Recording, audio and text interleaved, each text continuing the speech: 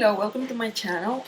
As I said today, I'm gonna be making more videos to talk about the things that um, some of our parents don't teach us ever and that are important for survival, especially if you're an independent woman that wants everything. Today I'm recording in my kitchen because I feel like it has a good lighting today, but yeah, I'm just having a little bit of coffee, and today let's talk about finances. Well, to be more explaining of why I'm recording this is because um, I moved out of my house when I was 18, and my parents or my mom never sat down with me and talked to me about how to keep my finances straight.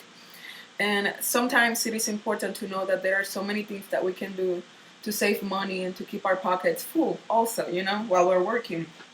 So, one of the first things that I found that works a lot for me. Every time I get my paycheck, I write down a planning budget and I stick with it. I live alone and I don't have kids or anything, but I always write down what are the things that I need to pay for, what are the things that I need for myself, and what are the things that I need to take care of. For example, like I try to write down and plan a budget like this.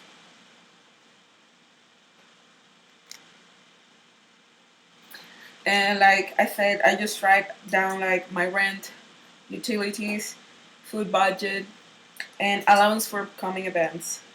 And then the rest of my paycheck, I just let it save in the bank. Why is this important? Because when you save a percentage of your paycheck, you are building security for yourself.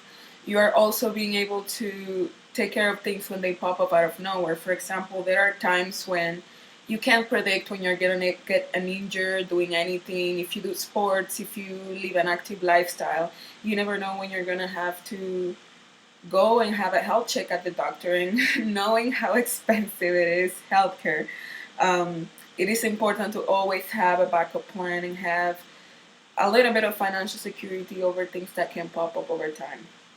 Uh, Also, another thing that saves you a lot of money is that nowadays, I've noticed that most supermarkets are creating their own version of name brand products. For example, if you go to Kroger or Smith's or Walmart, they will always have a generic brand for even your favorite cereal, your bread, anything, any product. I think rice, uh, painkillers, medicine, everything that you may need is also on a name brand, and you are also end up saving a ton of money on them by the end of your card.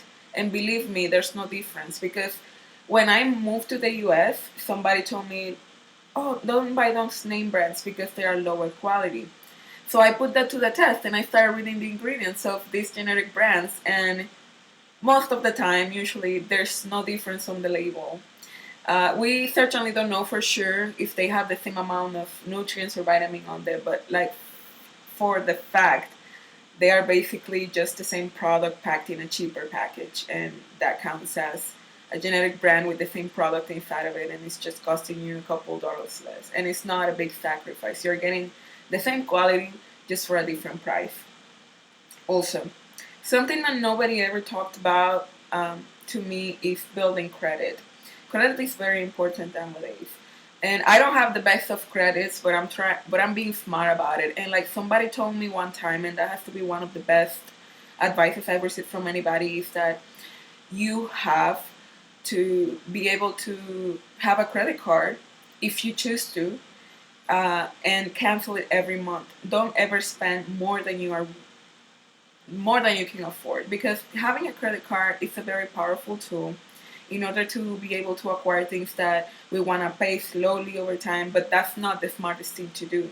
You want to do that only when it's completely necessary, but that also builds just but it's necessary to build your credit over time. So what I started doing was, if I use the credit card, I will never allow myself to make payments larger than I need to do. For example, if I'm gonna go to the grocery store, I use my credit card to pay for my bill, and then every end of the term I cancel the whole credit card because it's money that I would have spent anyway, but it's the money that I can afford. just not going over the budget just because it's there. But that's a smarter way to do. Just pay off your credit card every month. Use your regular expenses out of it, and then just cancel it every month.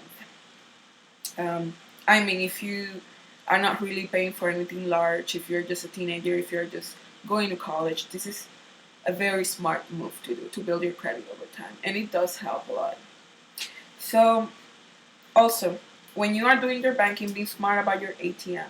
You know that sometimes when you don't have an ATM available for your own bank and you use somebody else's ATM, they charge you $2-3 just for taking a little bit of cash.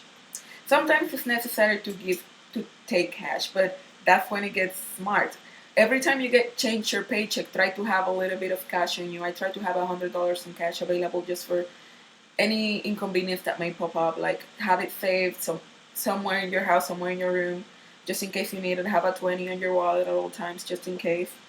But be smart about those fees. That if you go anywhere, just take a little bit of cash, just because you need to keep some cash in hand.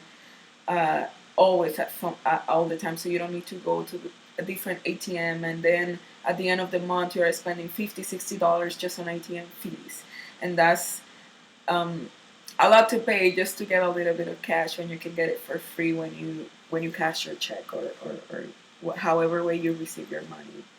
And if you receive your money on cash from your parents, just keep it for yourself, and just put some of it in your bank account and keep some in cash, just so that you don't have to deal with all these fees that bank put on your card nowadays. So another way to save a lot of money, and it does save a lot on your grocery shopping, and it does save me a lot, is that being subscribed to coupons that the same supermarket chain can give to you. I know Walmart doesn't do that, but like there's local groceries where I live that they have cards that you save points on, and they send you coupons every month, and those coupons are uh, from 65 cents up on products that you usually use, and that's very smart. Like my last shopping trip, I saved about $20 worth of groceries for things that I got for free from loyalty programs. And I think it's very smart to be able to join loyalty programs and get savings on the same things that you're gonna end up buying anyway. So uh, look into that, and find a place where you can save, and I'm sure you'll be able to. So when you are not making like a lot of money to be able to live by yourself, it took me a while for me to move by myself, because wow, I've had really weird roommates. If you want to know stories about creepy and weird roommates, let me know down below, because I have a lot of funny stories and a lot of crazy things that have happened. Well, not like in a like super wow we fought, no, like people that were really strange. The whole time I was in college, I lived at the university for the full term of my career, and I had many roommates that were amazing, were very sweet, but I had many roommates that were really creepy, like creepy. So if you want to know about that, let me know. I can tell you how to identify these people and be able to take care of yourself too. Just because they all like have this pattern of behavior that tell right away what kind of person they are. But just be able to take care of yourself, like from anything, I guess. But so when you have roommates and you are able to afford a smaller rent for a room or for a space in an apartment, that's really smart. If you are not making a lot of money, that's the best way to, and you want to be independent, that's the best way to save a lot of money for yourself, because when you pay an apartment for yourself, it can be hard to keep up if you're not making enough money, and you don't want to just have a paycheck and like have 75% of it going towards rent, so be smart about, and like get to know your roommates.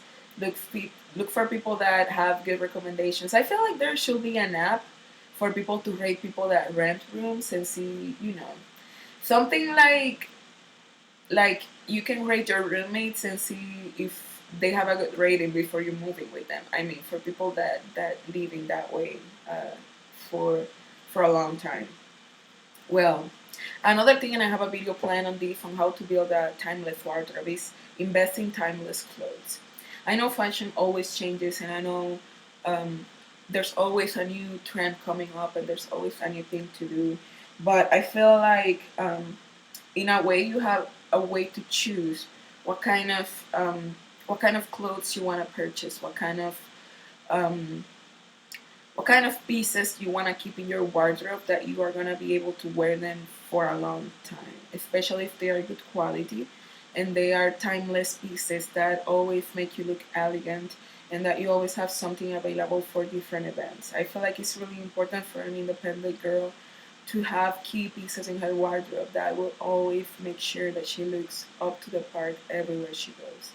A lot of people tell me that and ask me about pieces that I wear sometimes and are pieces that I bought probably a year or two ago and they look like they're right on fashion, and that's because you want to choose good fabric, good quality on pieces that are modern and are tailored to your body type and that make you look good. It doesn't matter what year or what trend. Like having the appropriate attire for springtime, for summertime, for fall time, and for the winter.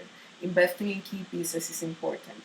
The only pieces that you're gonna keep replacing are things that you go through over time, like tank tops, underwear, things like that. That's obviously that you need to keep replacing things like not go overboard and always like have a new wardrobe for any season. That's I feel like that's wasteful. And honestly, you want to be able to save your time and plan your finances over time so that you're gonna be able to have um, a good retirement phase in your years.